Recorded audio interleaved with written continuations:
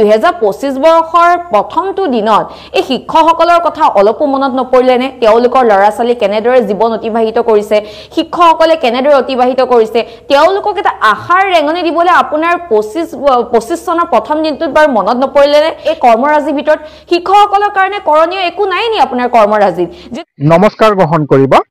কেইদিনমান পূৰ্বে অসমৰ মুখ্যমন্ত্ৰী ডক্টৰ হিমন্ত বিশ্ব শৰ্মা ডাঙৰীয়াই তেখেতৰ ফেচবুক লাইভ যোগে বহু আঁচনিৰ কথা কৈছিল বহুত বিভাগৰ কথা কৈছিল কিন্তু শিক্ষা বিভাগৰ অপ্ৰাদেশিকৃত শিক্ষকসকলৰ বিষয়ে অকণমান এই প্ৰসংগত কিছু কথা কৈছিল আৰু উচ্চ ন্যায়ালয়ৰ এটা ৰায়ৰ বিষয়ে কৈছিল তেখেতে অধ্যয়ন কৰিব বুলি কৈছে সেই ৰায়টো হৈছে প্ৰাদেশিকৰণ সম্পৰ্কীয় আৰু শিক্ষকসকলৰ প্ৰাদেশিকৰণ সম্পৰ্কীয় বিষয়টো তেখেতে বিবেচনা কৰিব বা ক'ব এই বুলি কৈছিল তেখেতৰ লাইভত এইখিনিকে কিন্তু শিক্ষকসকলে এটা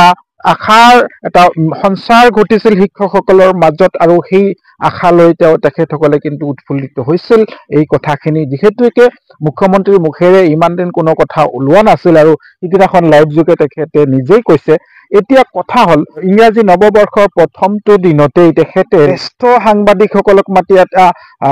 বাৰ্তালাপ কৰিছিল সাংবাদিকসকলৰ লগত আৰু বহু আঁচনিৰ কথা কৈছিল তেখেতৰ বিগত যিবিলাক কাৰ্যসূচী গ্ৰহণ কৰিছিল তাৰ কি কৃতিত্ব লাভ কৰিলে সেই সম্পৰ্কে বহু কথাই ক'লে কিন্তু এই শিক্ষকসকলৰ কথা নাভাবিলে বা এই শিক্ষকসকলৰ প্ৰাদেশিকৰণৰ বিষয়ে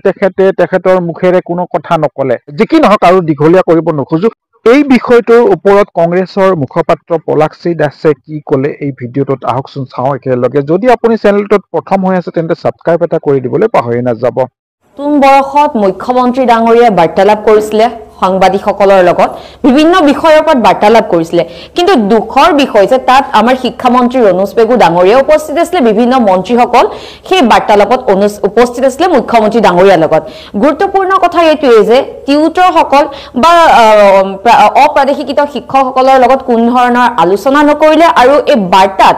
শিক্ষকসকলৰ প্ৰাদেশিকৰণৰ ক্ষেত্ৰত কোনো ধৰণৰ এটা শব্দও নকলে মুখ্যমন্ত্ৰী ডাঙৰীয়াই যিটো সময়ত আশ্বাস দিছিলে লগতে সোশ্যাল মাধ্যমৰ জৰিয়তে মুখ্যমন্ত্ৰী ডাঙৰীয়াই কৈছে যে 2025 ফেব্ৰুৱাৰী বাজেট অধিৱেশনত উত্থাপন কৰিব প্ৰাদেশিকৰণৰ বিষয়টো জনাম বুলি কৈছে যে কি জনাব কৰিবনে নকৰে সেইটোহে জনাব কিন্তু কৰিম বুলিও কোৱা নাই সোশ্যাল মিডিয়া মাধ্যমৰ জৰিয়তে আৰু সমান্তৰালকে কৈছে যে কোৰ্টৰ এটা জাজমেন্ট মই অধ্যয়ন কৰি আছো 3 মাহ তেওঁ অধ্যয়ন কৰোতে লাগিছে আৰু এডভোকেটৰ লগতো আলোচনা কৰিলে তাৰ পিছতো তেওঁ অধ্যয়ন কৰি আছে তেওঁ এতিয়ালৈকে মানে সিদ্ধান্তত উপনীত হ'ব পৰা নাই বাৰু যিয়ে নহওক কিন্তু 2025 বৰ্ষৰ প্ৰথমটো দিনত এই শিক্ষকসকলৰ কথা অলপো মনত নপৰিলেনে তেওঁলোকৰ ল'ৰা ছোৱালী কেনেদৰে জীৱন অতিবাহিত কৰিছে শিক্ষকসকলে কেনেদৰে অতিবাহিত কৰিছে তেওঁলোকক এটা আশাৰ ৰেঙনি দিবলৈ আপোনাৰ 25 চনৰ প্ৰথম দিনটোত বাৰু মনত নপৰিলেনে সমান্তৰালকৈ ৰণোজ পেগু ডাঙৰীয়াই সোশ্যাল মিডিয়াত সেইদিনাখনেই লিখিছে যে আজি নৱবৰ্ষৰ প্ৰথমটো দিনটোত নতুন দিনৰ আলাপ অনুষ্ঠানত মাননীয় মুখ্যমন্ত্ৰী ডক্টৰ হিমন্ত বিশ্ব শৰ্মা ডাঙৰীয়াই সংবাদ মাধ্যমৰ বিশিষ্ট সাংবাদিকসকলৰ সৈতে মত বিনিময় কৰে কইনাধাৰা ৰাজ্যিক অতিথিশালাত অনুষ্ঠিত এই অনুষ্ঠানত সতীৰ্থ মন্ত্ৰী বিধায়কসকলৰ সৈতে অংশগ্ৰহণ কৰে আনন্দিত হৈছে আৰু লগতে আগন্তুক দিনত কিদৰে চৰকাৰখনে কাম কৰি যাব সেইটোৰ ওপৰত আলোচনা কৰিলে ঠিকে আছে কিন্তু ইয়াৰ মাজত বাৰু শিক্ষকসকলৰ কাৰণে কৰণীয় আপোনাৰ একো নাই নি এই কৰ্মৰাজি ভিতৰত শিক্ষকসকলৰ কাৰণে কৰণীয় একো নাই নি আপোনাৰ কৰ্মৰাজিত যেটো আপোনালোকে 26 ডিসেম্বৰত মাতিছিলে এই শিক্ষকসকলক টিউটৰসকলক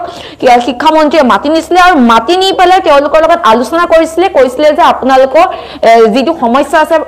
প্ৰাদেশিকৰণ সেই প্ৰাদেশিকৰণৰ সমস্যাটো সমাধানৰ ক্ষেত্ৰত আমি আলোচনা কৰিম কিন্তু আপোনালোকে তেওঁলোকক নেমাতিলে তেওঁলোকৰ বিষয়টো উত্থাপন নকৰিলে মানে কথাটো এনেকুৱা নেকি যে এই সমস্যাটোত কমিশন নাই কাৰণে আপোনালোকে সমাধান নকৰে প্ৰাদেশিকৰণ এটো কাৰণে নকৰে নেকি তাত কমিশন নাই আপোনালোকে প্ৰাদেশিকৰণ কেতিয়া কৰিব যেতিয়া শিক্ষকসকল মৰি যাব তেওঁলোকৰ হাড় গিডাল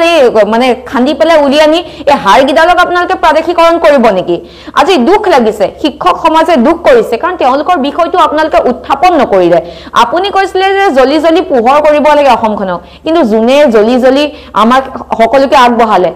তেওঁলোক আজি নিজে চাই হৈ গৈছে কেৱল চাই আপুনি কৰিছে আপুনি যদি হসা অন্তৰে 2025 বছৰত শিক্ষকসকলৰ কাৰণে কিবা এটা কৰিব বিচাৰিছে সোনকালে কৰক কিন্তু প্ৰথম বছৰৰ প্ৰথম দিনটোত কিন্তু শিক্ষকসকলে বহুত দুখ পাইছে আপুনি এটা বিষয়ও উত্থাপন নকৰিলে কি তেওঁলোকৰ কাৰণে আপোনাৰ কৰণীয় একো নাই নেকি যতে কমিছন আছে আপুনি হেতু কামে কৰিব নেকি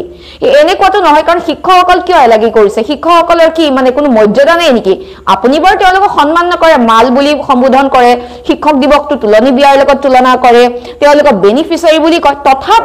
তথাপিও তেওঁলোকে আপোনাৰ মুখলে বাট চাই আছে কাৰণ কিয় আপুনি প্ৰাদেশিকৰণ কৰাৰ কথা চিন্তা কৰিছো বুলি কৈছে কৰিম নে নকৰিম কোৱা নাই আপুনি সোশ্যাল মিডিয়াতে কৈছে এতিয়া কথা আছে কি সোশ্যাল মিডিয়াত আপুনি কৈ থাকিলে নহব সোশ্যাল মিডিয়াৰ পৰা ওলাই আহক এই শিক্ষকসকলক মাতি পেলাই তেওঁলোকৰ যি মনৰ দুখ আছে বেদনা আছে সেইবিলাক সমাধান কৰক আৰু লগতে আপুনি 2016 চনত কৈছিলে যে 45 দিনৰ ভিতৰত ভেঞ্চাৰ শব্দটো নাইকিয়া কৰি দিম তাৰ পিছত সেই কথাটো যেতিয়া ৰনোজ পেগু ডাঙৰীয়া খুদিলে আমাৰ শিক্ষক সমাজে তেতিয়া ৰনোজ পেগু ডাঙৰীয়া কলে যে মুখ্যমন্ত্ৰী ডাঙৰীয়া এৰ নিৰ্বাচনী ভাষণ হয় সভাত হাত চাপৰি পাবলে কৰে ভাষণ হয় এটো সঁচা নেকি যদি সঁচা হয় কিন্তু শিক্ষকৰ খাও আপোনাৰ গাত লাগিব আৰু এটো যদি সঁচা নহয় আপুনি সোনকালে এই শিক্ষকসকলৰ সমস্যাটো সমাধান কৰক